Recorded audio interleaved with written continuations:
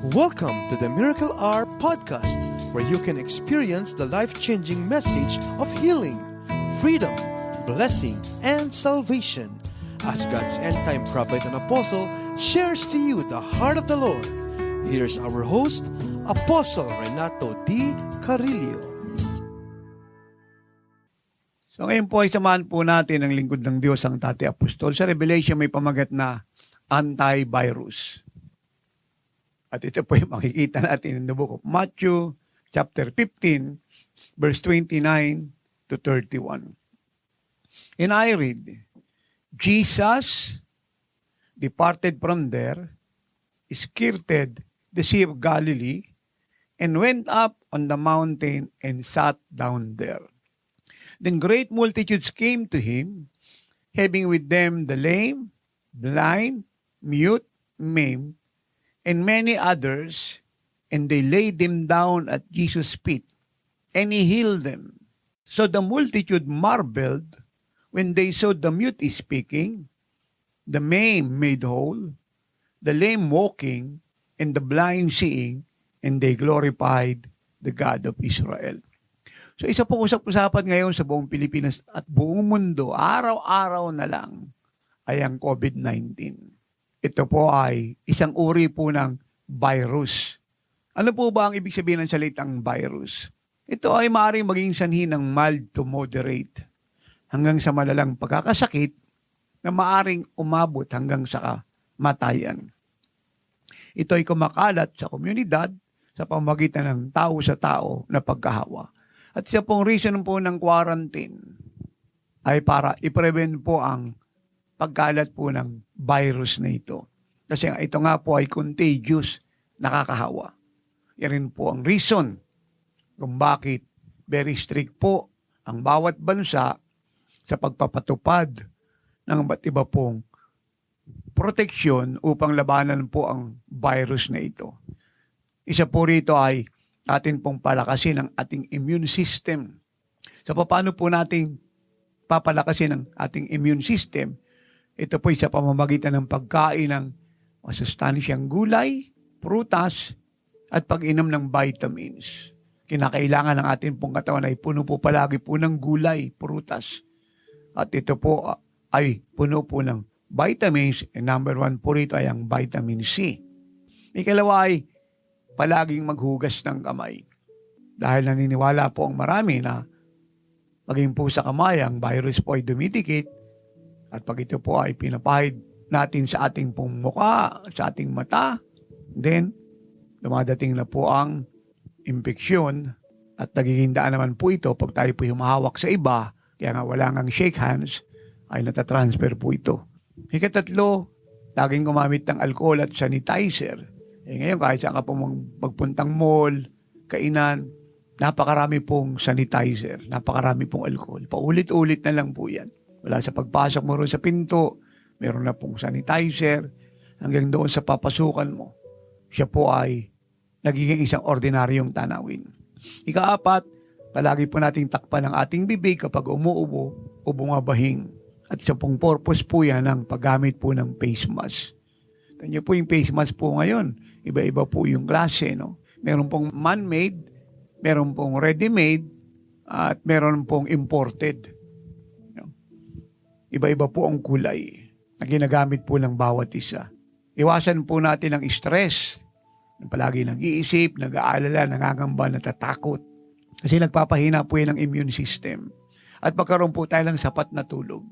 Kung hindi po natin na kompleto po yung tulog sa isang araw ng 7 hanggang 8 oras ng straight, and then kung may pagkakataon po tayong umidli para siya po yung kompleto sa isang araw, gawin po natin.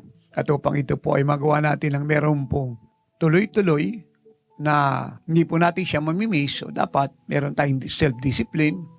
Ngayon po mga oras na hindi dapat gugulay sa mga bagay na hindi mahalaga at paghihinda ng ating pagpupuyat, ay ilagay na po natin sa isang maaga at maayos na pagtulog.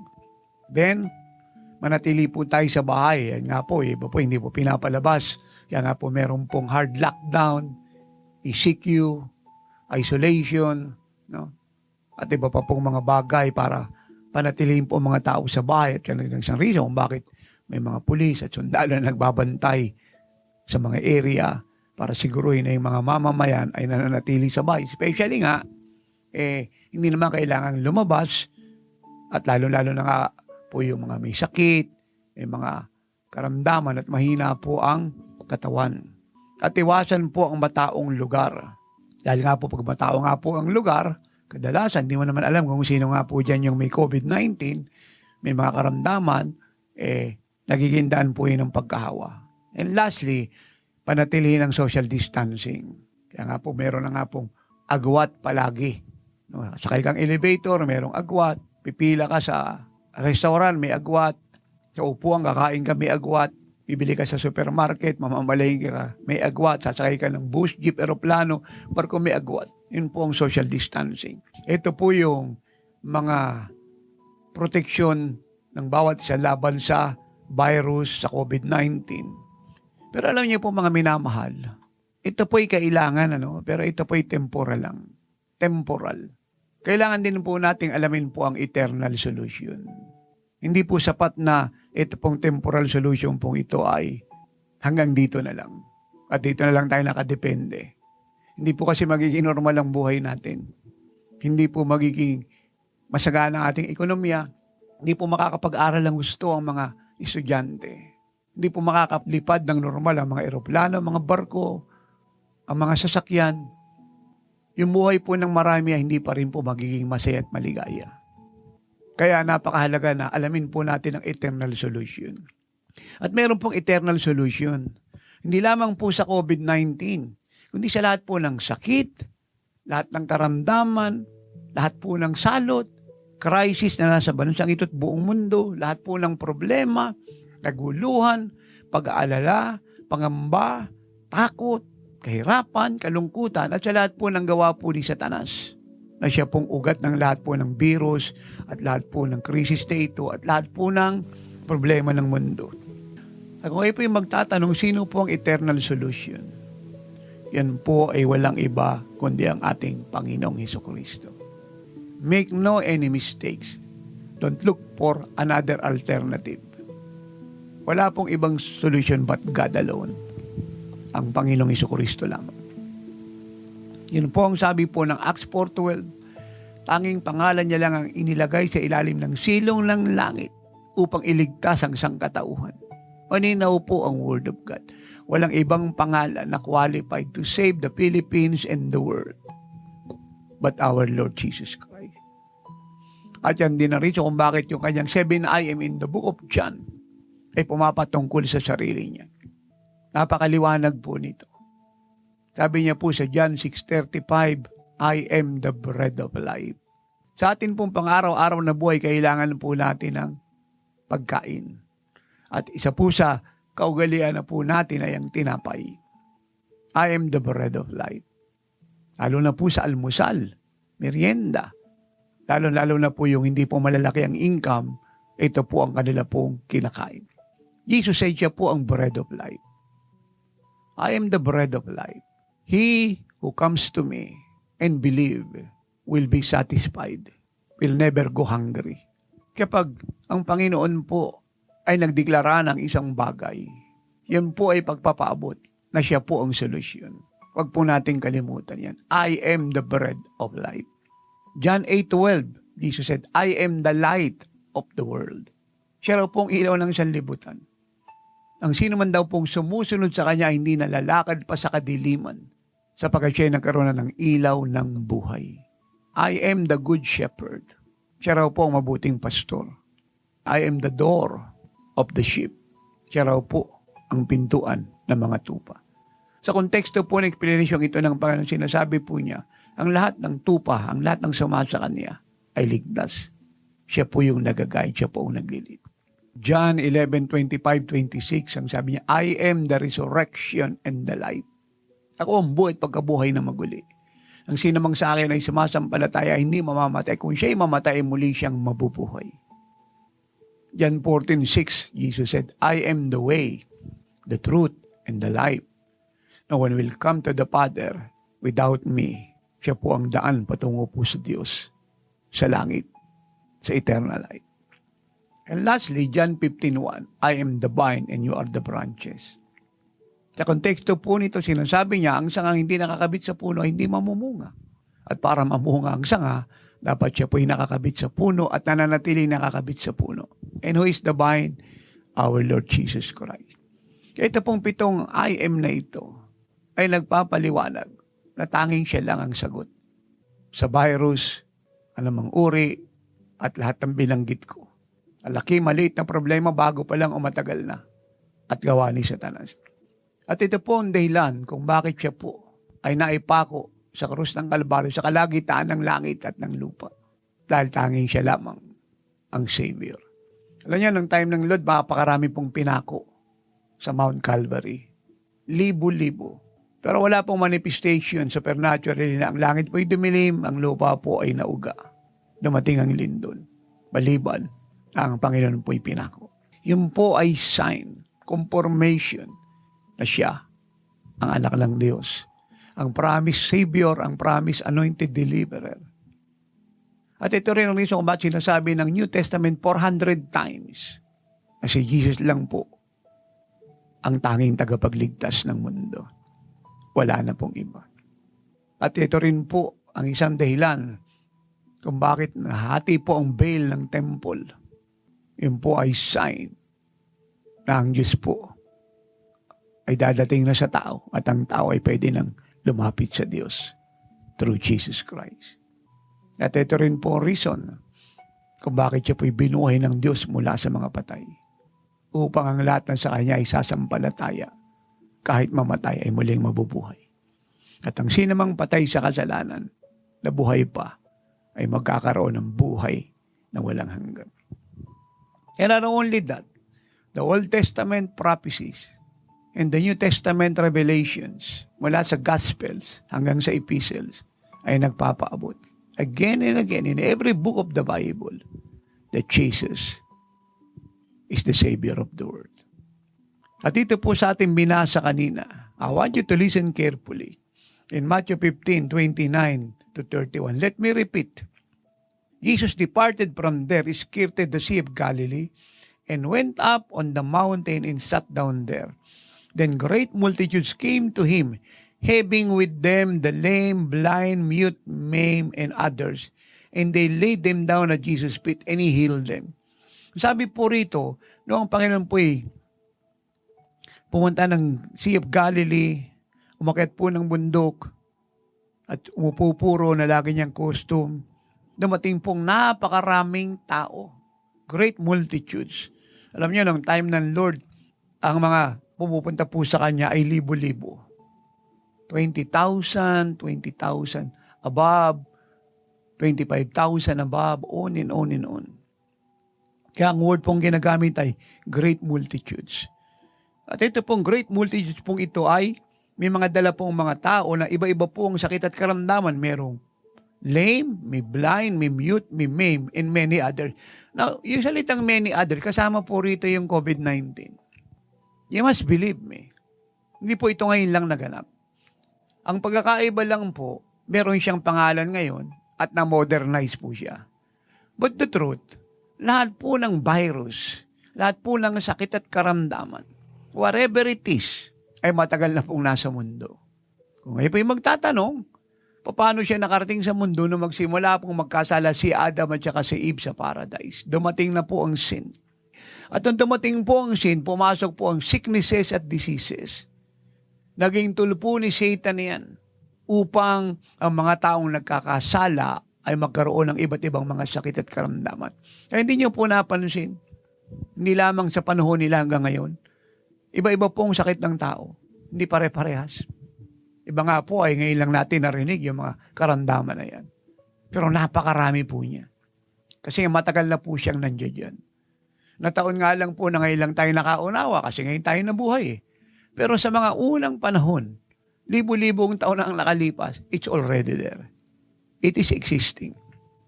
Already existing. Ang sabi ng Bible, lahat po ng ito ay pinagaling ni Jesus lahat.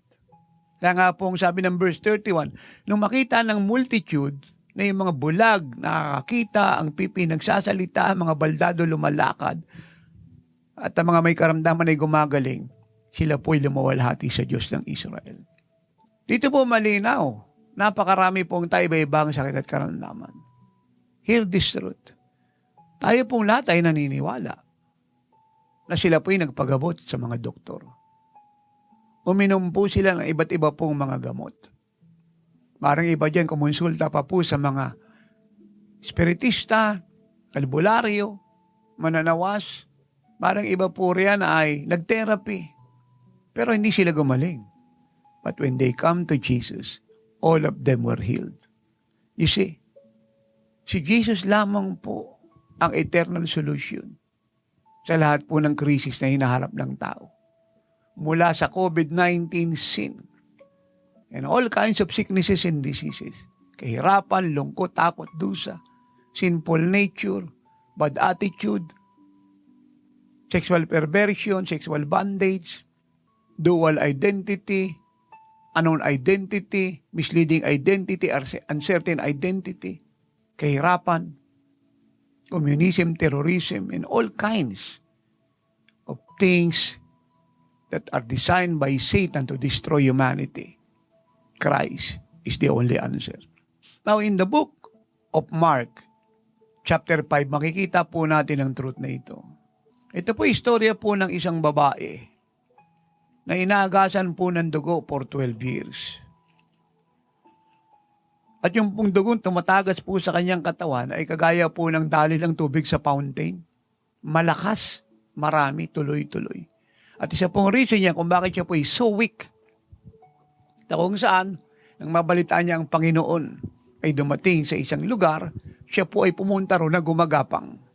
Kasi nga po, alam mo, said na po yung kanya pong lakas, yung dugo sa katawan niya, paubos na. She's already dying. But she take the step of faith. Kasi nga naman, hindi mabuti nang pumunta sa Panginoon kaysa mamatay sa ganyang klase ng karamdaman.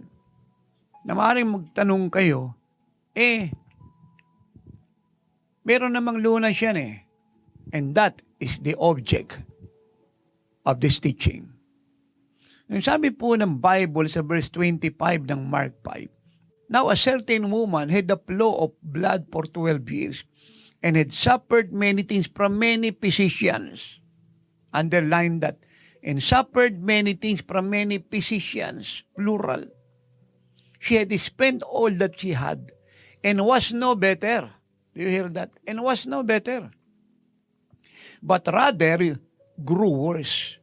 Ito po, walang solusyon yung kanyang karamdaman. Why we say that? Napakarami pong doktor ang gumamot sa kanya. Napakarami.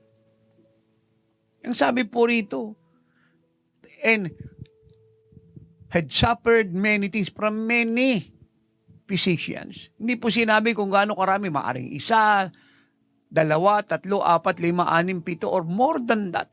Pero hindi po pwedeng isa lang. Sabi, many physicians, plural. Ginamot po siya. Pero hindi po siya gumaling. Ang sabi po rito, naubos na po niya ang lahat ng pera niya at kayamanan niya kung ano po meron siya. Pero hindi po siya gumaling, kundi lalo po siyang lumalala. But praise God, when she heard about Jesus, glory to God. When she heard about Jesus, she came behind him in the crowd and touched the hem of his garment. For she said, if only I may touch his clothes, I shall be made well.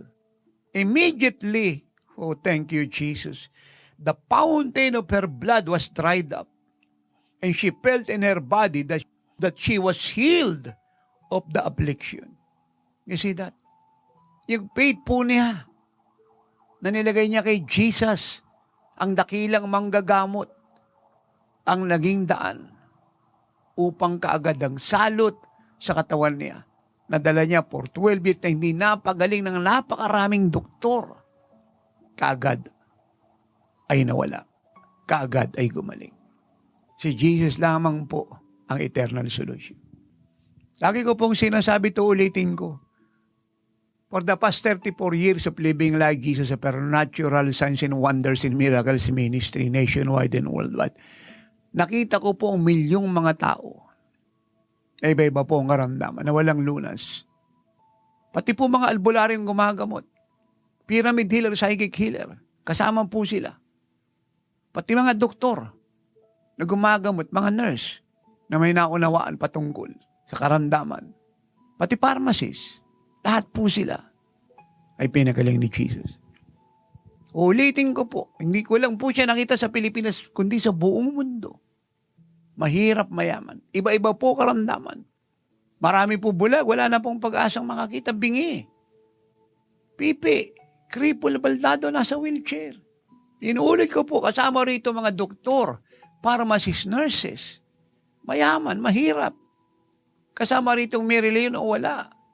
Muslim, Jehovah, Sabadista, Baptist, Methodist, Presbyterian, Pilipino, Amerikano, Inchik, Hapon, Afrikano, taga-Asya, taga-Bansang Silangan, taga-Europa, British. Kasama po sila. Bata, matanda, lalaki at babae. Tomboy o bakla. Lahat po ay pinagaling ni Jesus. Kaya lagi kong sinasabi, kung bakit merong oras ng himalang programa sa television at radio, at kung bakit ang ministeryong ito ng Jesus is Archil Worldwide Ministries ay Living Like Jesus Church, ito po ang reason. Si Jesus po'y buhay na buhay sa ministeryong ito, sa lingkod ng Diyos. Dahil ang kanyang pagpapagaling ay tuloy-tuloy walang tigil. Hindi lamang po ako ang gumagawa po niyan, kinahabagan ng Diyos sa daluyan. Si Nanay Ellen, nung nakalipas po ay meron pong isang kapatiran, nalaki po yung tiyan niya. Dami na pong doktor Chumek. Wala naman pong makita. Pabalik-balik sa ospital, check-up dito, x-ray dito. Napakarami pong ginawang test pa ulit-ulit. Lalo pong lumalaki tiyan niya. Yung bewang niya po biglang lumobo, yung tiyan niya po biglang lumaki, hindi naman siya buntis. Napakahirap po ng kalagayan niya. Yan isang araw, minister po siya ni Nanay Ellen. Yung kanya pong bewang na 42, biglang naging 36. Yung kanya pong tiyan na napakalaki na, almost po ay manganganak na at nagdadala ng bata sa kanyang sinapupunan sa loob ng 9 na buwan, ay bigla pong umimpis. Hanggang ngayon siya po ay magaling. Biglang-bigla.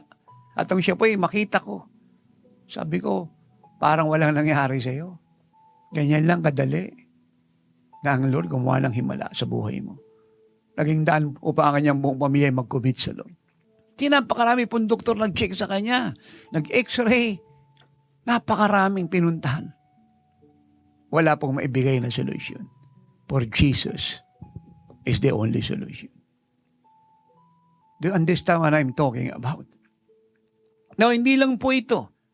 Ang Bible po ay punong-puno po ng truth na ito. Punta po tayo ng Matthew chapter 4. Verse 23. And Jesus went about all Galilee, teaching in their synagogues, preaching the gospel of the kingdom, and healing all kinds of sickness and all kinds of disease.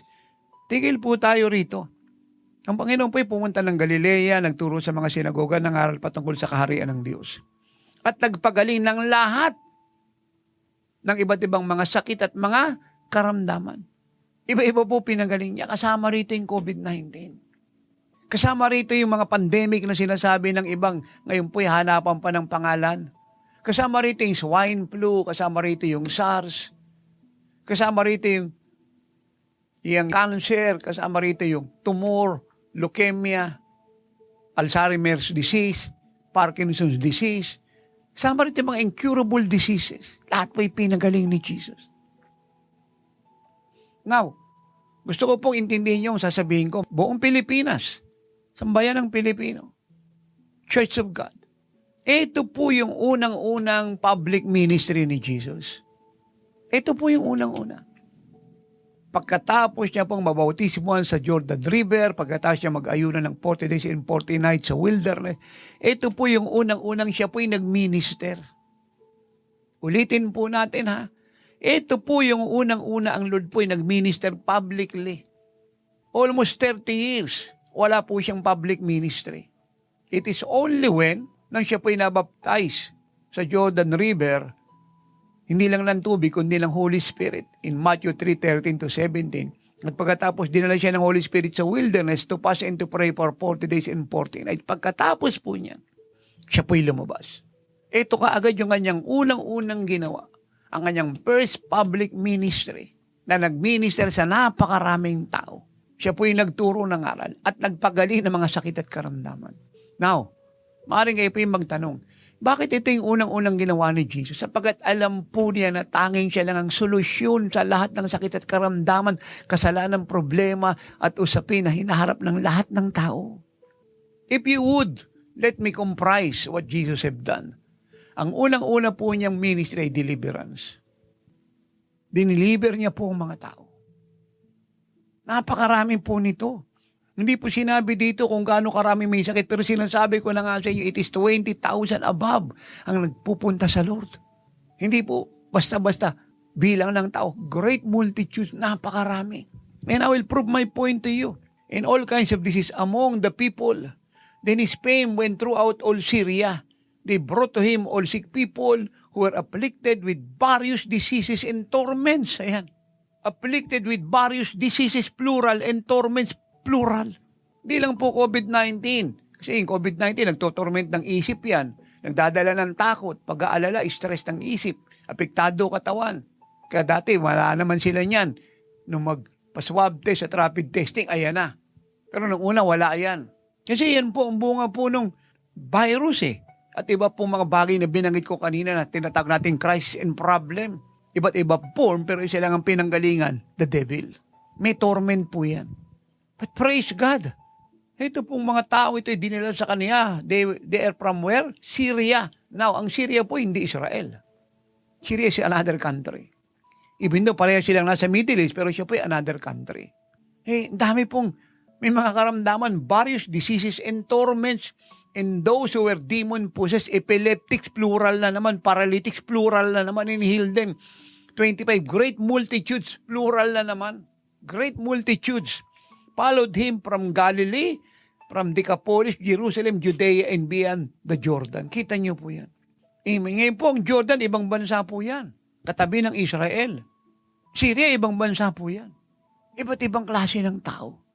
No, almost yung po mga key cities po ng Israel, binanggit dito, yan yung Jerusalem, Galilee, Judea, Decapolis. Lahat po may karamdaman. Lahat po tinorment ni Satan. Lahat pinahirapan. Now, hindi po ito isang issue na po pwedeng i-debate at i-argue. Siguradong tayo po lahat ay naniniwala ang mga ito po yung nagpa-doktor, nagpagamot. At hindi lang po yun.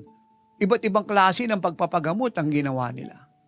Marami silang dinaan ng proseso pero wala po sa kanilang nakaranas ng kagalingan.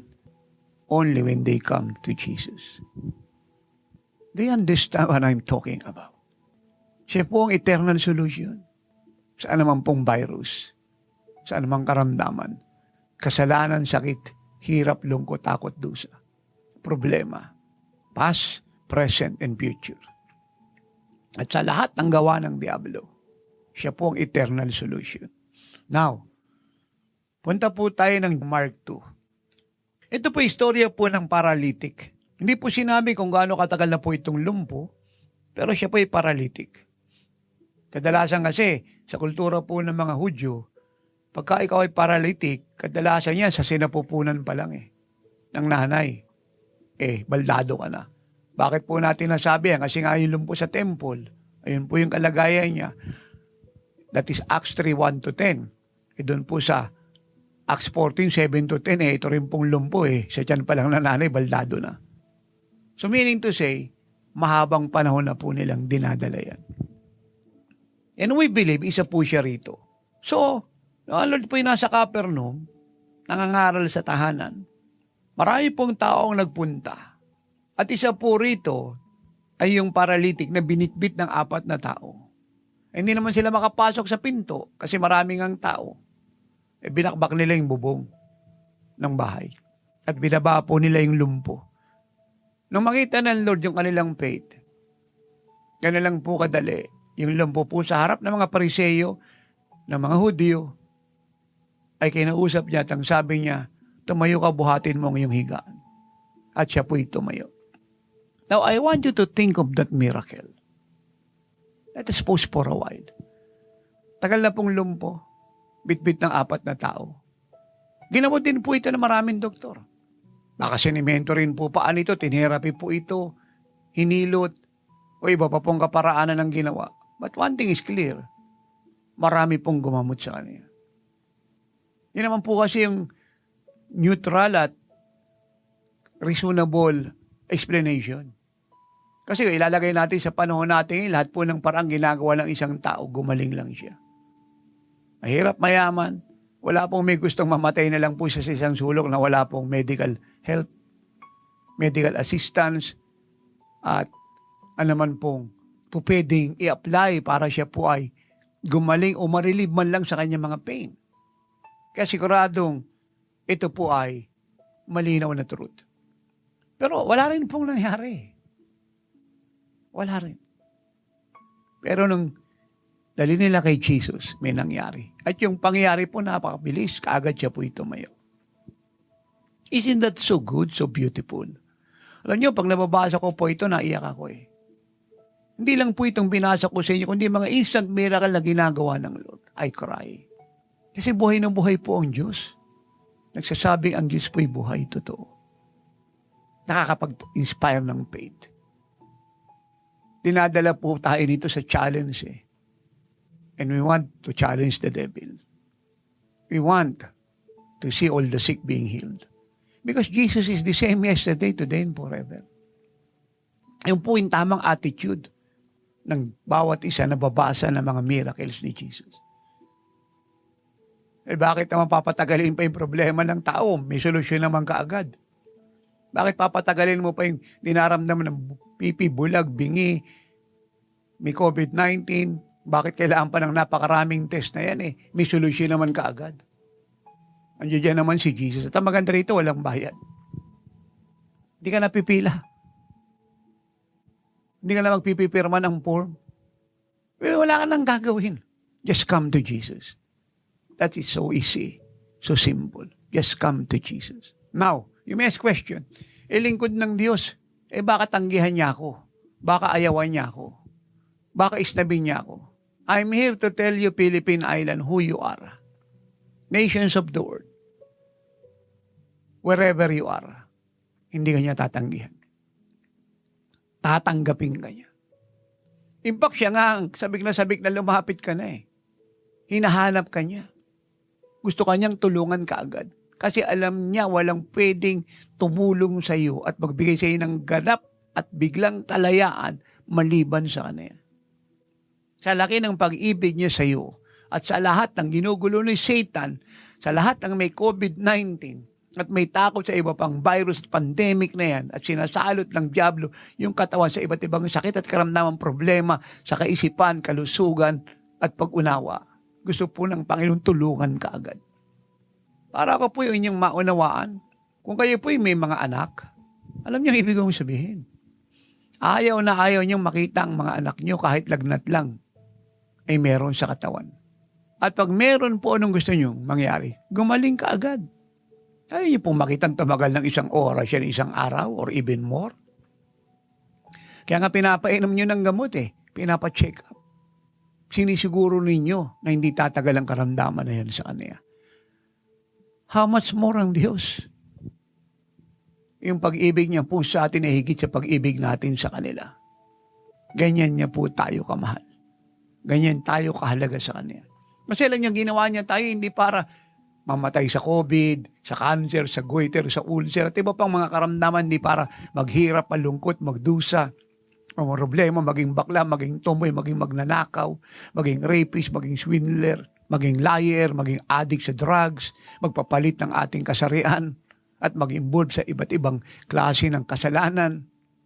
Na the more na ginagawa mo'y lalo kang nabibilanggo.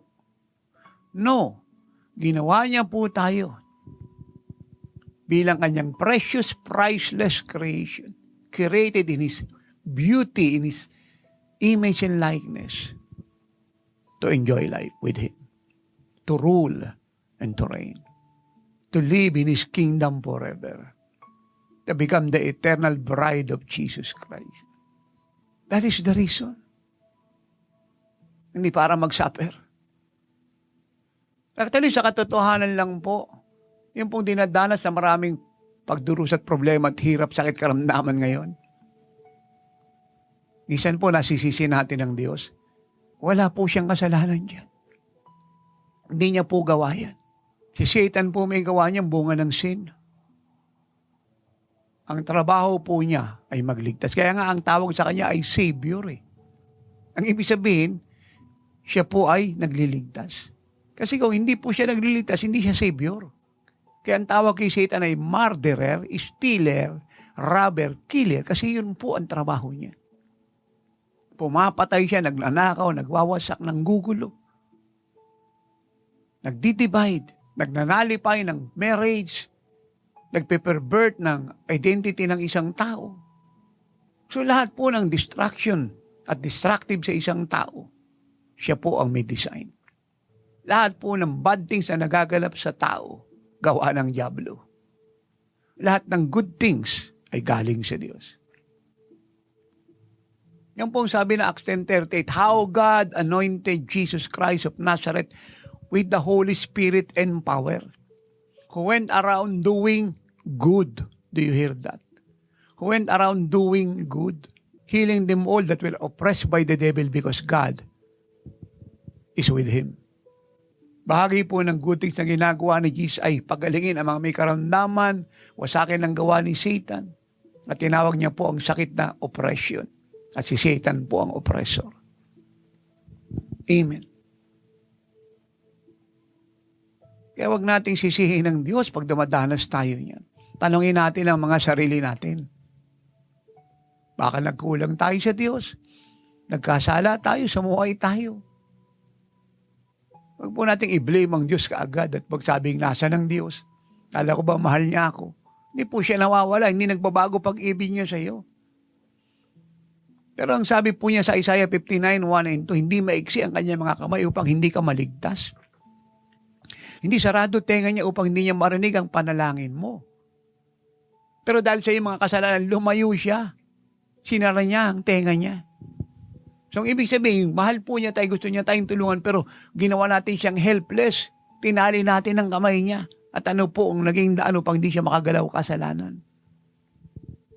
Hinarang natin ito sa harap ng Diyos upang hindi siya makarating sa atin. Ito pong ginamit nating pang-block sa Diyos. Sin. Kaya nga nang dumating si Jesus sa cross, tumuloy sa puso natin sa lahat ng tumanggap sa Kanya, na wala na po yung harang, yung barrier. Yung sin po na palitan ng buhay niya. Ng love, ng forgiveness ng Diyos. Siya na po ngayon yung bridge natin sa God the Father. Kaya nga again ang sabi niya, I am the way, the truth, and the life. It is through me that you will come to the Father. Because of me now, you have the access to God. Dati wala po yun. May harang sin. Kaya ang totoo nga po, malungkot po ang Diyos. Gusto niyang gumalaw, gusto niyang tumulong. Pero kadalasan hindi po tayo aware na hindi siya makagalaw. Kapag meron po sa akin nagtatanong, lumalapit, pastor, bishop, congregation, sa iba't ibang fellowship, may reliyon, mahirap mayaman, Pilipino o foreigner.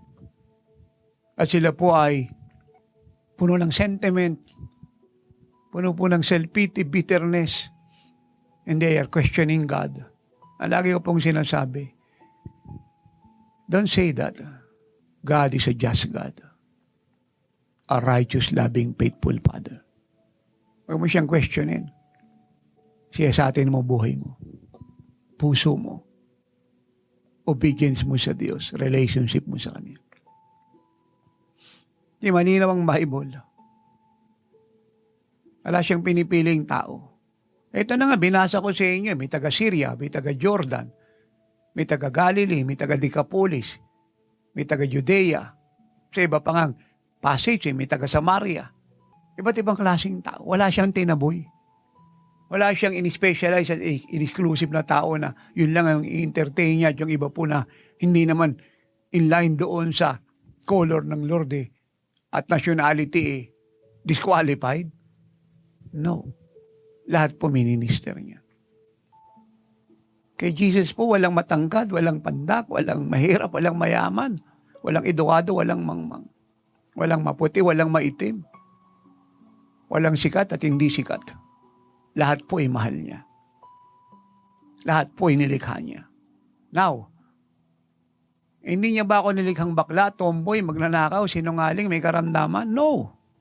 Ang nilikha niya, isang batang maganda, inosente, sila napupunan ng kanyang ina. At kung bakit naging ganito ang marami, naging magnanakaw, naging komunista, terorista, adik, puser, kasinggero, babaero, swindler, rapist, murderer. Siya po ang nagpasya noon. Hindi ang Diyos. Will po tayo. Yung pakang totoo, kahit bakla ka, kung gusto mo maging lalaki, gustong-gusto na Diyos, kaagad gagawin kanyang lalaki. Nagpasya po marami maging bakla, maging tomboy. Ganito po natin to ilagay. Ito po isang lalaki. Lalaking lalaki. Dami kong nakita dyan, dami kong kakilala. Magagandang lalaki, tama ang taas, pogi, lalaki. Nagdesisyon po mga itong magbra, magpanty, magbikini. Sila may gawa niyan eh. Hindi po ang Diyos. Dapat magpantalong ka. Mag-jacket ka, mag-polo ka, mag-Amerikana ka. Iba po yung gusto nilang isuot. So ito naman po, babaeng babae. Anong ginawa niya? Nagpagupit ng gupit ng lalaki. Rubber shoes niya, rubber shoes ng lalaki. Pantalon niya, pantalon ng lalaki. Sando niya, sando ng lalaki. Babae po ito. Huwag po natin sabihin ng Diyos may gawa niyan. Siya may gawa niyan. Lumabas po itong batang ito na hindi marunong manigarilyo, uminom ng alak. Nung nagkaisip po, umawak ng sigarilyo. Umawak ng alak. Uminom. Ang paliwanag nila, subukan ko, ano bang lasa nito? Especially nakita sa mga kamag-anak. Naaya ng mga kaibigan. Huwag niyo sabihin sa akin kung nanonood ka ng pornograpo, ang Diyos may gusto niyan. Ikaw may gusto niyan. Ikaw ang nagpasya niyan. Pwede kang tumanggi sa mga adik at puser na nagbibenta ng drug sa'yo. Pwede kang magsabi sa mga magnanakaw na ayaw mong gumawa ng masama. At kung sumama ka ron, ikaw may gusto nun, pero pwede kang tumanggi. You see? Bakit marami pong naghihirap? Tamad batugan. Pwede ka naman diyang gumalaw, kumilos. Yung iba po kasi pagkakain, nakaupo. Tapos magtatanong, bakit tumataba siya? Wala kang ginawa, kundi kumain, umupo. Kumain, umupo. Tatayo ka lang, kakain. Pag nakain mo, uupo ka na naman, tutulog ka. Why don't you do something para matunay yung kinain mo? Kaya nga sabi ng Bible sa mga batugan na tamad, tingnan mo yung mga langgam. Yung langgam, matalino, masipag. Pagkatag-araw, nag-iimpok sila ng pagkain. Kasi pagtugulan, hindi sila pwedeng lumabas. Sabi ng Lord, tingnan mo, tamad batugan yung mga langgam. Walang leader yan, pero nabubuhay yan. Ikaw pa kaya, tao ka, ginawa sa inyo tuwangis ko. May kakayahang mamuno at mapamunuan.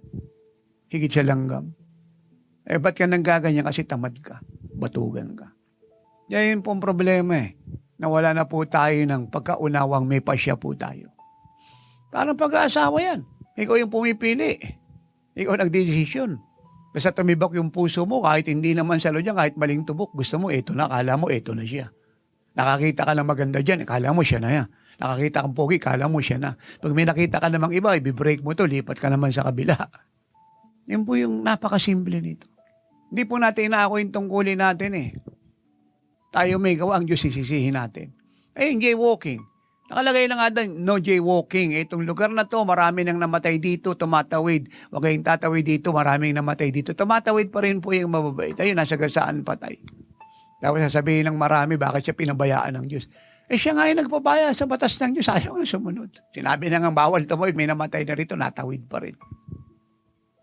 Sabi na nga, huwag kang makikipagtalik sa kapwa mo lalaki, huwag kang makikipagtalik sa kapwa mong babae, pinanggagalingan ng AIDS yan, ng HIV, ng malalalang karamdaman na yun pa rin ginagawa. Huwag kang magbabayad sa prostitute, huwag kang papatol sa prostitute, yun pa rin po ginagawa. Bata ka pa, huwag kang mag-involve dyan sa trial sex na yan, kaya nagmamahalang kayo. Kasi illegal yan, ginagawa pa rin. Nung nabuntis, sisisihin ng Diyos. Ikaw may gawa niyan. Naunawaan niyo po ako sa bayan ng Pilipino. Sabi na huwag maninigarilyo, nakakasira ng atay, ng lalamunan, ng baga, ng katawan, nagdudulot ng kanser, sigarilyo pa rin siya, inom pa rin siya ng alak, drugs pa rin siya. Sabi na huwag magsusugal, sugal pa rin siya. So we can go on and on and on and on and on. Malinaw po ang truth. Don't blame God. Take your responsibility.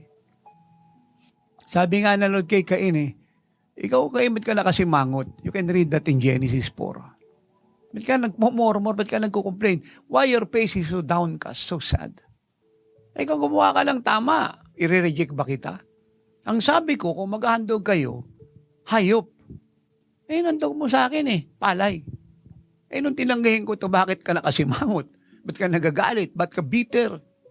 Eh, kung sumunod ka sa gusto ko, hindi ko tatanggihan yan. You see? At sa inggit po niya, nung ginawa niya, di pinatay niya yung kapatid niya si Abel, kasi nalugod ang Diyos kay Abel. At ito yung lagi kong sinasabi, hindi pwedeng kung ano gusto mong ibigay sa Lord, bigay ka lang. Akala mo, ang Diyos patay, rebulto, baga-abuloy ka. No. May standard ng Diyos. Yan, sabi niya, tithes and offerings. Now, magtatanong kayo, eh, ba't kailangan lang mag-ikapot maghandog? Una, utos siya ng Diyos. Utos niya. Eh, kung hindi niya inuutos, di hindi ko ipapangaral. Kung hindi niya inuutos, di wala sa Bible. Pag nakalagay yan dyan, inuutos niya. At wala tayong karapatang alisin yan dyan. Huwag siya ipatupad, ipervert siya. Kasi utos niya yan eh. Ang tanong, meron ba siyang karapatang magutos? Of course, siya ang creator mo. Siya yung pinanggalingan ng ulan, araw, bituin ba na kung siningil ka ng Diyos ng ilaw ng bituin ng buwan ng araw, paano ka ngayon? Ulan, libre yan. Dagat, libre yan. Eh kung siningil ka niya, hiningin ka ng tax. Yung mga lupa na yun, siyang may-ari ng buong mundo. Ibinigay sa tao para pamahalaan. Yung hangin na yun, kung siningil ka niya, paano ka ngayon? You see? Karapatan niya yan. Ginawa niya yan kasi mahal na tayo, libre. Ang utos niya lang, mahalin niyo, ingatan ninyo, i-cultivate ninyo, pamahalaan ninyo, i-sanctify niyo. Eh wala, sinaway ng tao, pinulyot ng sin. Eh, pumasok ang maraming curses. Hindi gumawa ang Diyos ng bulkan para pumutok at maglaba sa mga demonyo sa impyerno. Saan yun ang bulkan at mga laba? Hindi po siya gumawa ng mga bagyo na yan para wasakin ng tao. Ginawa nga niya eh. Tapos wawasakin niya. Sana maintindihan niyo po ito. Ito po ang tamang theology. Hindi po ito teorya. Biblical, authenticated doctrine from heaven. The most absolute, authenticated, right theology. Hindi kanya ginawa para mapuno ng karamdaman. Kaya hindi ka dapat magpasalamat kung may sakit ka at tinitest ng Diyos yung patience mo at yung long suffering mo.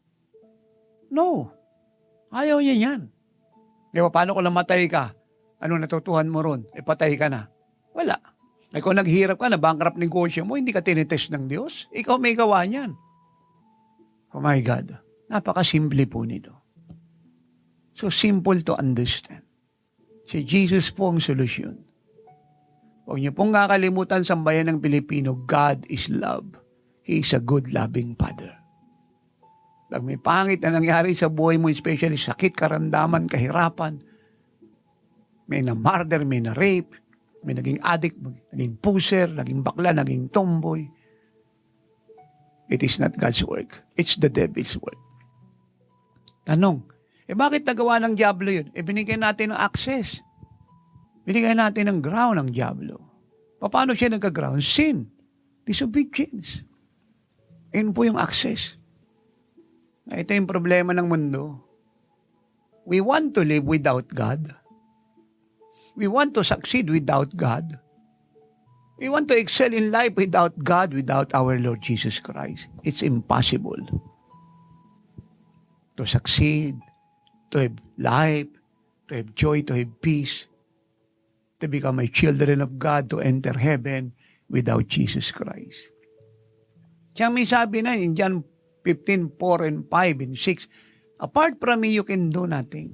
Nothing. So, maaaring may pera ka, bilyonaryo ka, sikat ka, tanyag ka. Pero hindi ka ililigtas niyan. Ngayon, ang daming may pera sa buong mundo. Amerikano, yayaman niya, European, daming patay, walang magawa yung pera against COVID.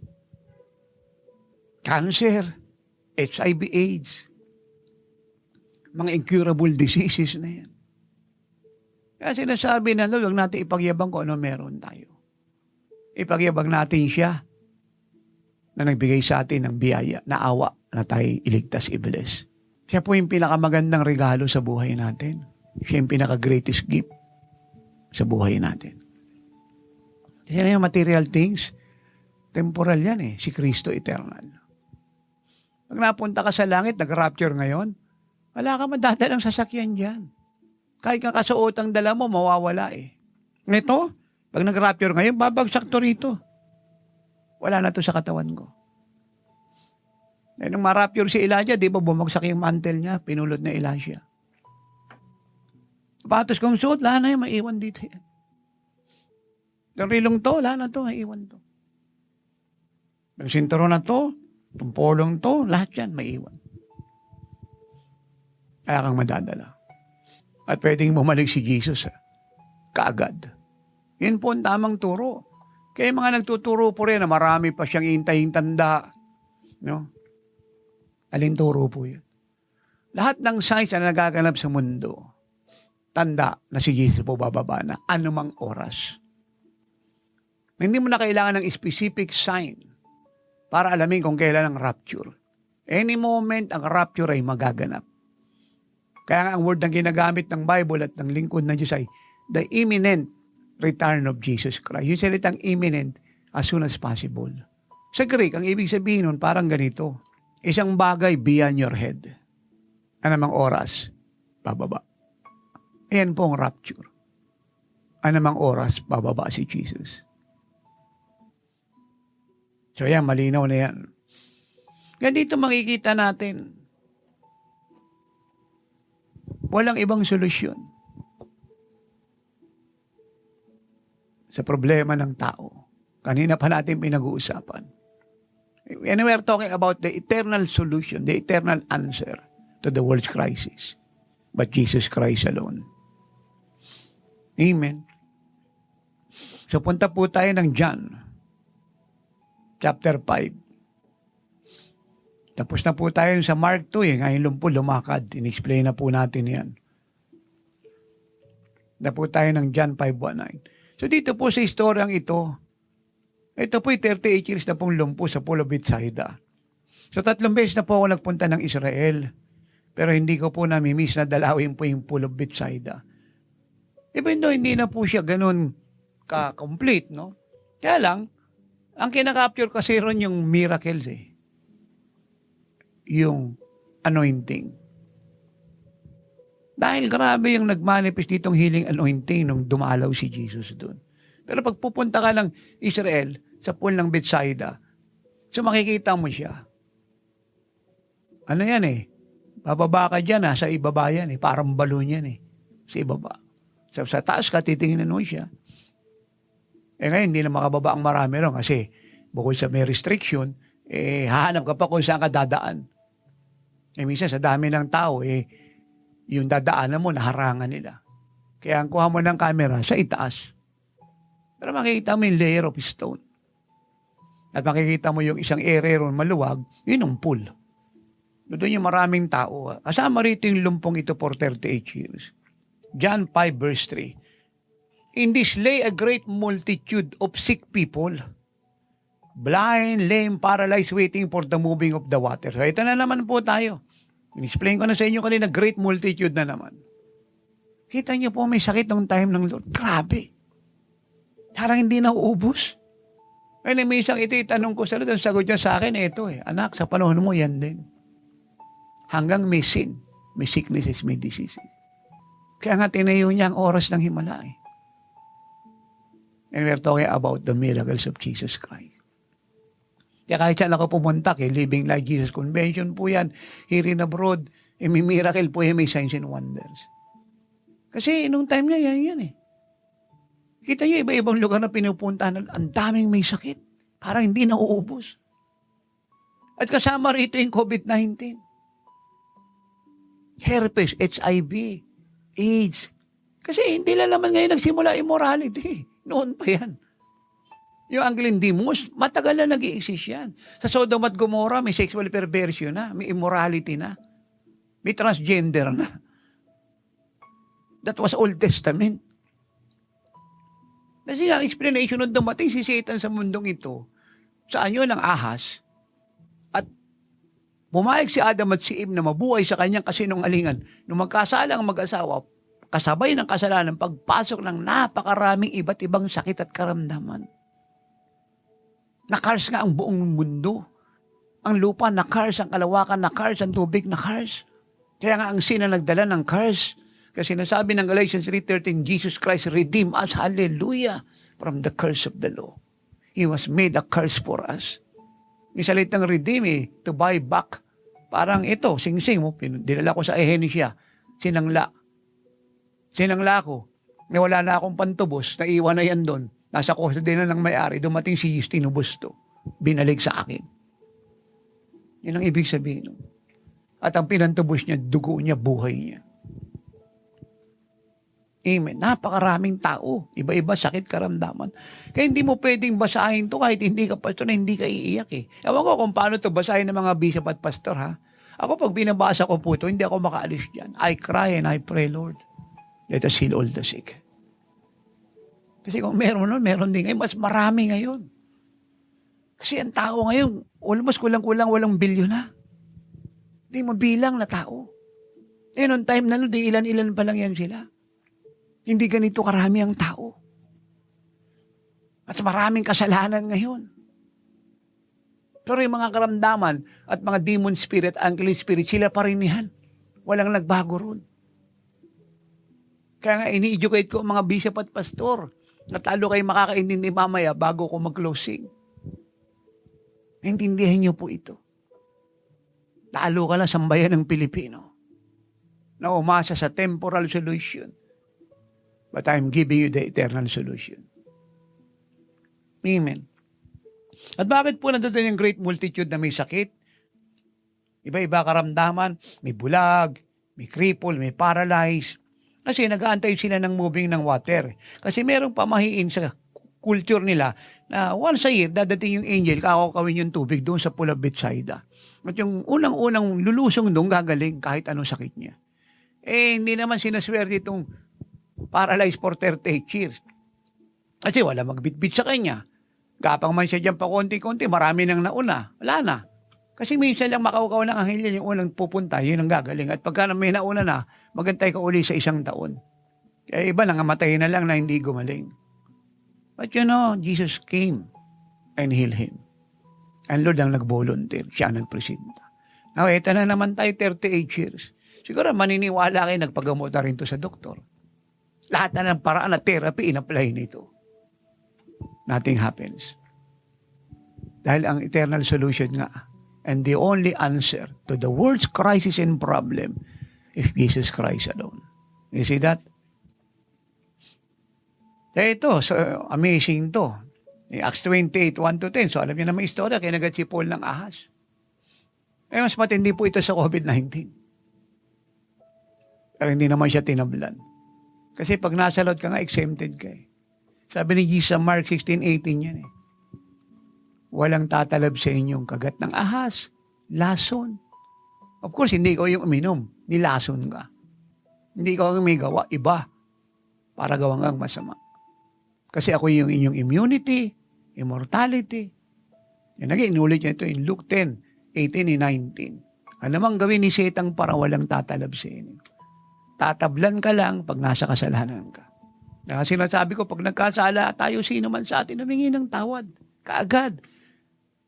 May advice to all. Kung nagkamali ka, nagkasala ka ngayong araw, mamaya bago ka matulog, mag-repent ka.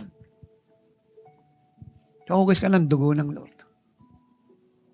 Hindi lamang para maprotektahan ka ng Lord, para hindi magulo si Satan sa pagtulog mo sa gabi o pagising mo sa kinabukasan.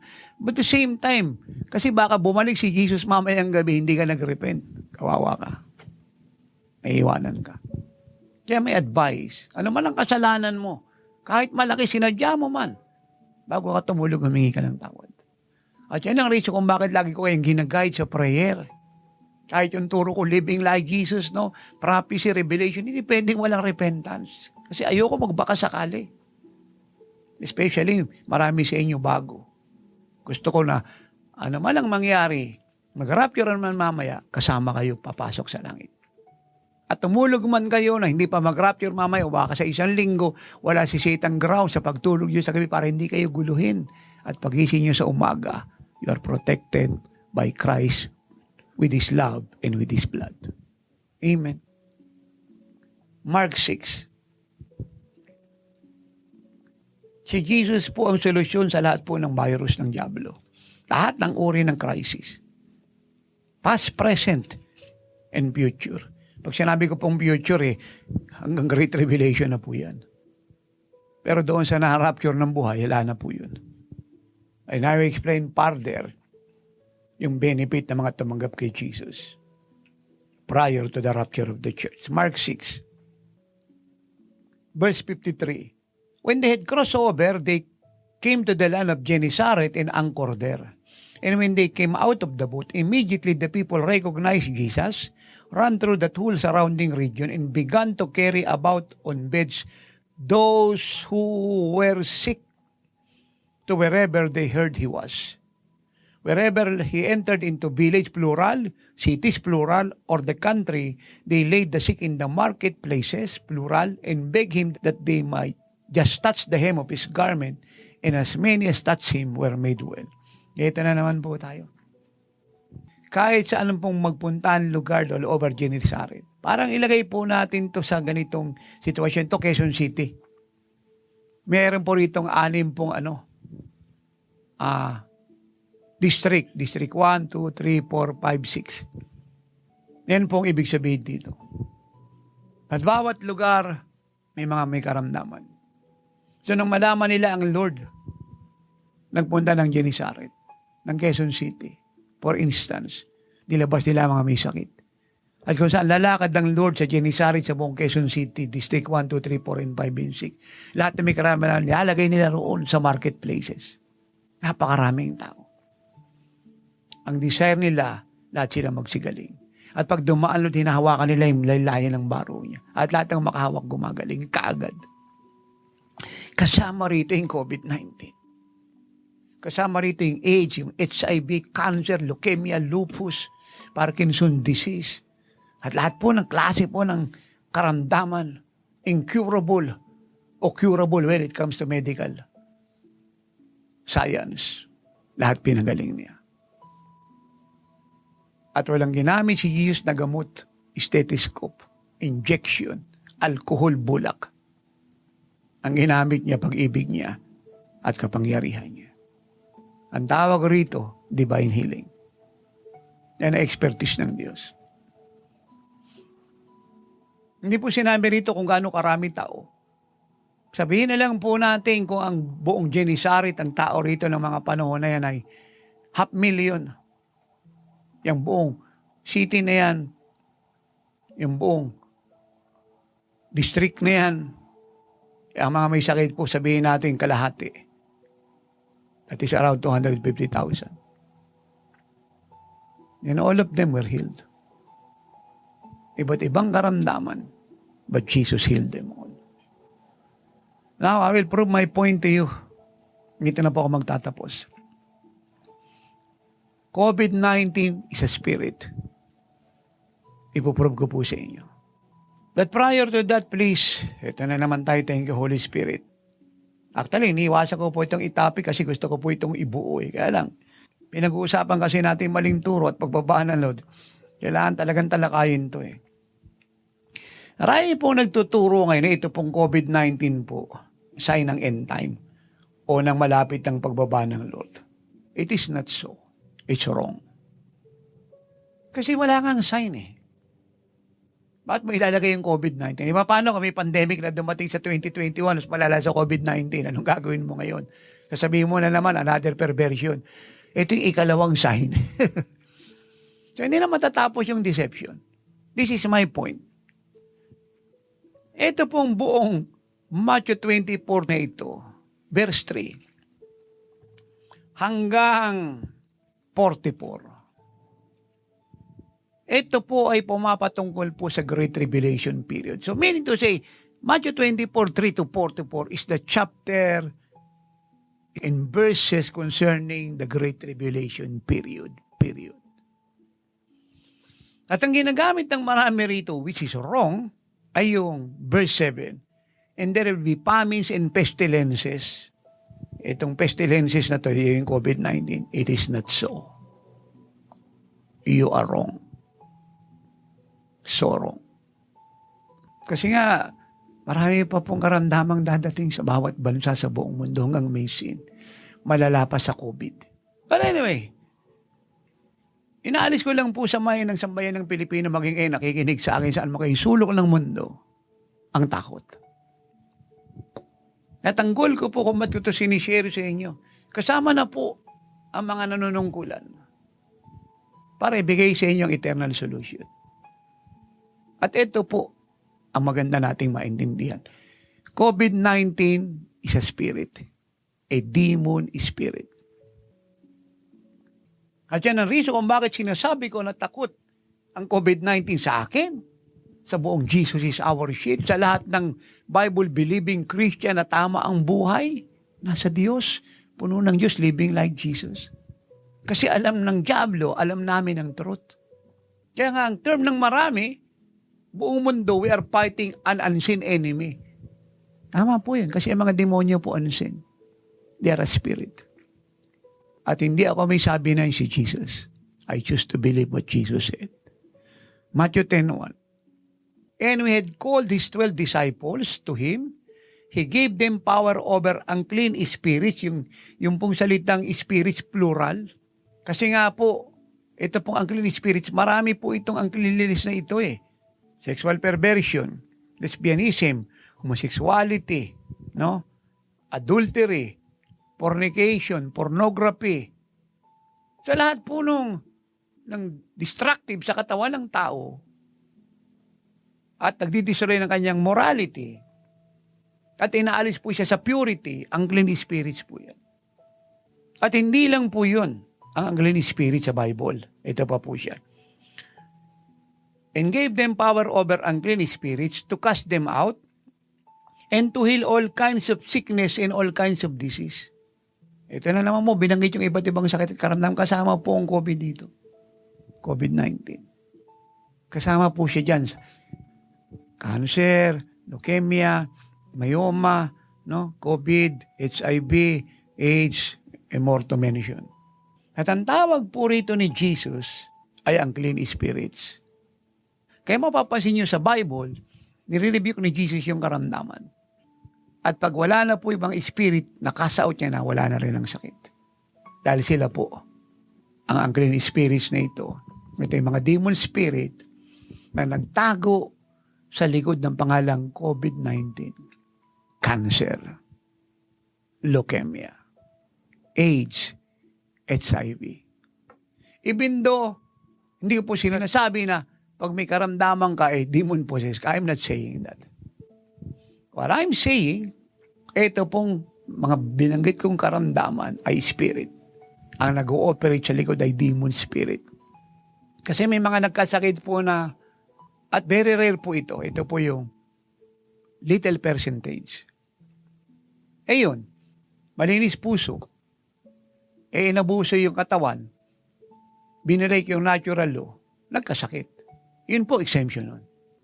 Yun po ibig sabihin. Ngayon, busog na kain pa ng kain. Malinis puso, sumobra sa kakakain, di na natunawan, nagsususo ka.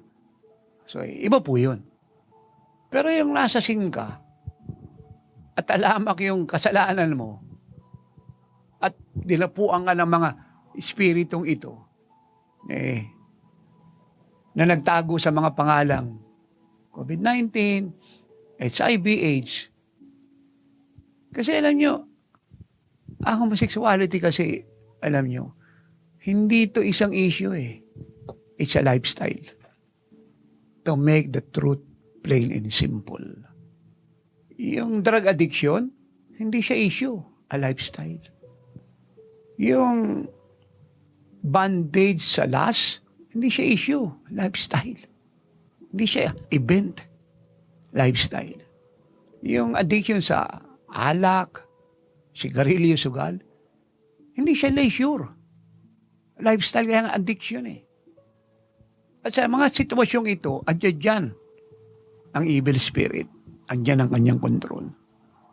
Nagtago siya sa pangalang COVID-19. HIV, AIDS, SARS. Matagal na pong nagdaang taon, di ko na po maalala. Nga, yung SARS, alam niyo yan eh. Pagpunta ko ng Hong Kong, grabe yung kukunan ng temperature dito. May mga mas din tao doon. Konting lagnat mo, dadali ka hospital kasi baka SARS na yan. Ako hindi rin ako nagmas. Pero dama mo sa hangin talaga yung demonyo. Yung virus, dama mo sa hangin. Pag spirit filled ka, man of God ka, dama mo siya. Kaya lang, nung ako'y humakbang, Naglalakad ako, nawawala siya sa paligid ko kasi takot nga sila sa mga taong tinira ng Diyos eh. Pero hindi mo pwedeng hindi madama yung mga spirit na yan as a air. Ando doon sa Bible yan. Principalities on the air. Ephesians 2:2 and Ephesians 6:12. Andiyan dyan sila. Kaya pag tinitingnan ko yung mga tao ron, nakakaawa. Talaga apektado sila. Kasi nasa sin eh. Walang knowledge sa truth. Pero pag dumating ang mga Christian, puno ng Diyos, malinis puso, they move backward. Umaalis sila. Kasi alam nila yung kaaway nila eh, yung hindi nila pwedeng talunin. Again, itong sabi ng mga demonyo sa katawan ng anak ni Sesiba, Paul, I know. Jesus, I know. How about you? Alam ng mga demonyo kung sino tayo. Kung paano alam niya kung sino si Jesus, alam din niya kung sino tayo. Alam niya si Jesus nakatira sa atin. Kaya ako nagpunta sa isang lugar sa Batangas eh. First time ko nagpunta ron. Madaling araw. Grabe po yung putik. Dumating kami, puro naglakad kami mga 2 oras. Di ko malaman kung anong klaseng dinaanan namin, walang ilaw. Ngayon kinuwento na attendee natin, pag dumadaan siya doon, may humaharang na apoy sa dadaanan niya. Eh security guard yung bagong convert yun. Hindi lang natakot kasi nga tatay niya apostol eh. Tinuruan ko ng tama, in-empower.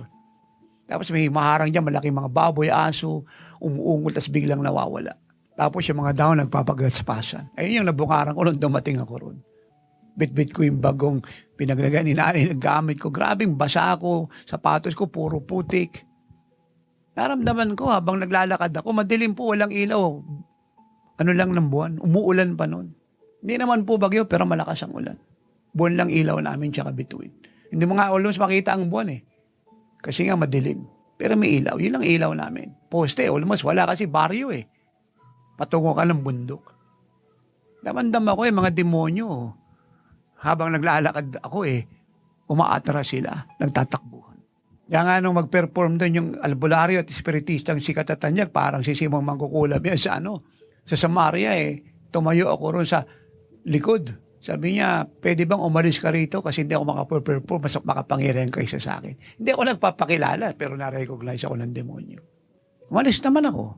Pero bago ako umalis, inubos ko muna silang lahat doon. At lahat na may sakit, pinagaling namin ni Jesus. So, I'm talking biblically speaking, experientially speaking according to the Bible. The revelation is clear. Cancer is a demon spirit. HIV is a demon spirit. AIDS is a demon spirit. COVID-19 is a demon spirit. Our unseen enemy. At wala pong magawa ang sino man. Alam niyo, kahit may bakuna, may pang-injection, may pwedeng iniming gamot, tuloy pa rin po ang kamatayan pagdating sa COVID. Because it is a spirit. Kaya nga ang sabi ko, mabuti po yung binanggit ko kanina, pero temporal po yan. And I'm giving you the eternal remedy. The eternal answer. At yan po ay si Jesus. At dito lang po ako magtatapos. And for your information, Philippines, Jesus suffered for you and for the world to give you glory. Paano siya nagsuffer? He was hung on the cross. And before he was hung on the cross, nilagay po siya sa whipping post. Tinali po ang Lord. Tinanggal yung baro niya. Sinira. Bumukas yung kanyang likod. Hinataw ng latigong bakal si Jesus. Kada hataw ng latigong bakal sa likod niya, nagmamark po siya dahil paghatak po nun, bumubuka po yung laman ng Lord sa likod.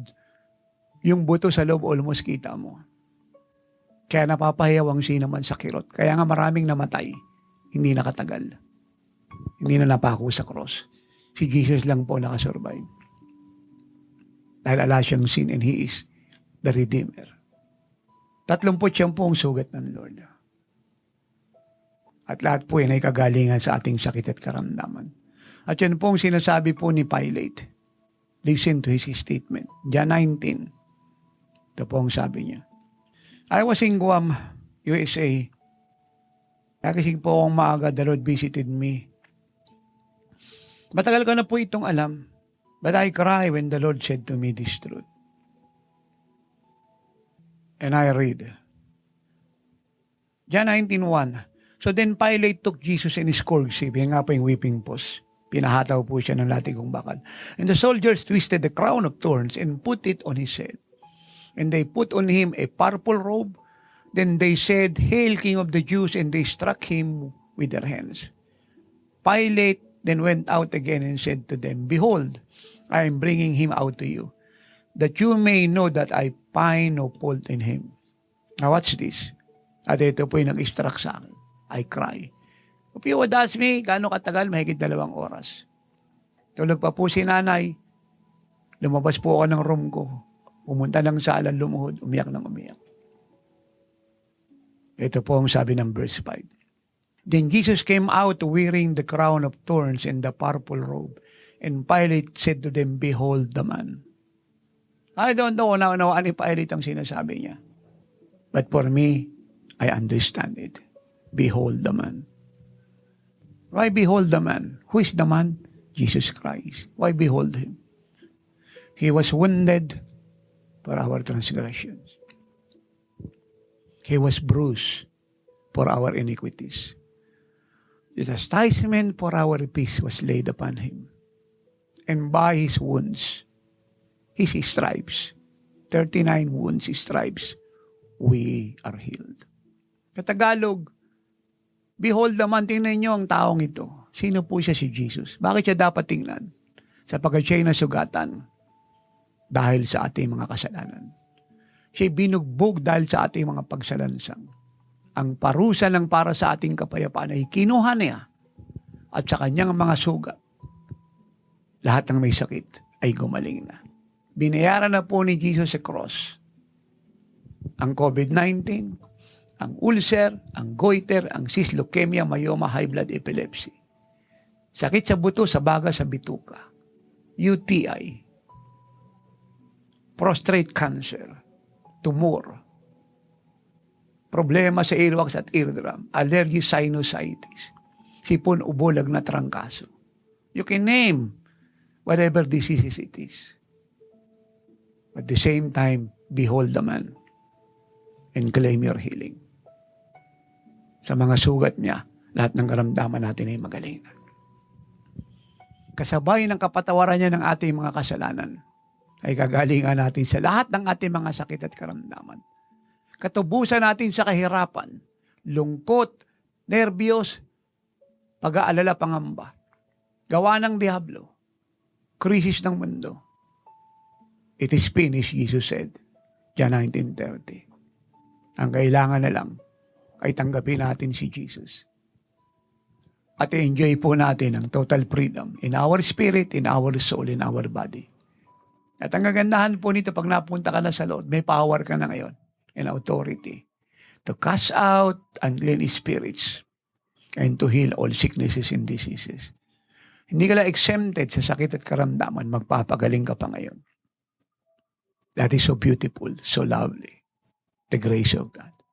Kaya wag nating payagan Pilipinas na tumagal pa ang COVID-19 sa ilang barangay at bayan natin sa buong Pilipinas. Come to Jesus now. At hindi lang COVID-19 ang sinilusyonan niya. Kahirapan, communism, terrorism. He came to this world, Persian 3, to destroy the works of the devil. Katargeyo in Greek. Sabihin, bring back to zero. Made it nothing. Useless. Powerless. A waste. A garbage. Yan po si Satan sa mata ng Diyos, basura. Walang halaga, walang kabuluhan. Walang kapangyarihan sa mga tao na napunta kay Kristo. Behold the man. Look to Jesus today. And experience a new life. And that new life is your eternal life. The life of Jesus. It is your joyful life, your peaceful life, your abundant, glorious life. The God kind of life. A supernatural life. A life who live in an open heaven. He is worthy to die for you and for me. Behold the man. Jesus Christ of Nazareth. Nasugatan dahil sa ating mga kasalanan. Binugbog dahil sa ating mga pagsalansang. Buong parusa ng para sa ating kapayapaan ay kinuha niya sa kanyang mga sugat. Lahat ng karamdaman natin, goodbye COVID-19, goodbye AIDS, goodbye HIV, goodbye cancer, goodbye leukemia, lahat ng diseases na yan, goodbye sinful nature, goodbye poverty, goodbye crisis of the world, goodbye demonic activities, goodbye works of the devil, goodbye to the darkness that comes from the enemy. It is finished. Jesus paid the price on the cross and destroy it all, not few, not many, but all, for us to enjoy a free life. Siya ang eternal solution sa lahat ng sin, sa lahat ng sicknesses at diseases, sa lahat ng poverty, crisis ng mundo, problemang mula sa diablo. Siya ang solusyon sa lahat ng dilim at bagyo ng buhay. Will you come to the Lord today? I know you do. Will you bow your head and close your eyes? Pray this with me. Ama, alamat po. Binuksan mong mata ko sa katotohanan na sinabi ng lingkod mo. Na ang COVID-19, lahat ng sakit at karamdaman, lahat ng virus, anumang uri ng kasalanan, kahirapan, kapanglawan, kalungkutan, kabiguan sa buhay, kamatayan sa impyerno, at lahat ng gawa ni Satanas at ng kanyang mga demonyo ay nilupig mo na lahat. Tinapos mo na sa krus ng Kalbaryo sa pamamagitan ng Panginoong Jesucristo.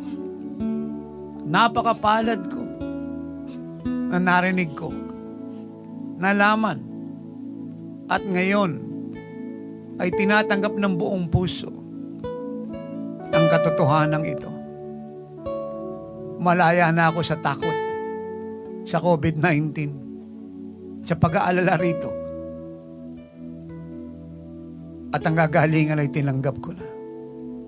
Dahil ngayong araw na ito, ay papapasukin ko ang Panginoong Hesus sa puso ko. Ama, katawad po sa mga kasalanang nagawa ko mula pagkabata hanggang sa oras na to. Patawad po sa pagwawalang bahala sa katotohanan na naipapangaral na narinig ko ay hindi ko binigyan ng pansin. At tawad po na ang pagtitiwala ko ay wala sa iyo, O Diyos. Wala sa finished work ni Jesus sa cross. At tawad, piniyagan kong maghari ang kasalanan at dilim sa buhay ko sa mahabang panahon.